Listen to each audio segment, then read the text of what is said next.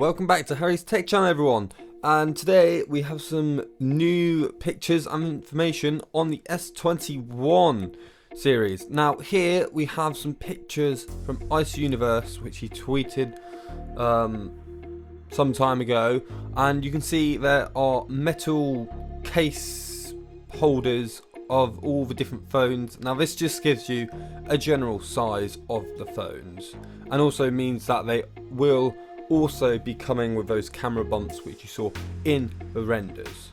Now anyway, on to the next bit. He also did a Photoshop picture of the S20 Ultra, I believe, but with the screen the other way around to kind of give you a sense of what the bezels on the bottom of the phone on the S21 Ultra will look like. And you can see they're like a millimeter. They will have the thinnest bezel on the thinnest chin of any smartphone, and will be consistent all the way around the phone. And now the next is the chips. Now it will come with the Exynos, obviously 2100 in Europe and the rest of other places, and Snapdragon in USA and Canada and maybe some other places. But he did say that the CPU is more powerful and the Exynos gets over 4,000 on benchmarks. And to support that, we have some leaked scores of the Snapdragon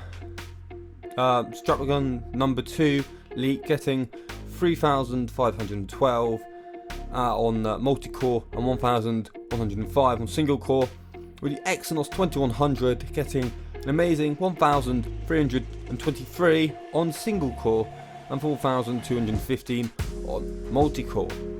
And now if you compare it to the Apple A14 Bionic, it has 1,595 single core and 3,880 on multi-core, but sometimes can vary between 4,000.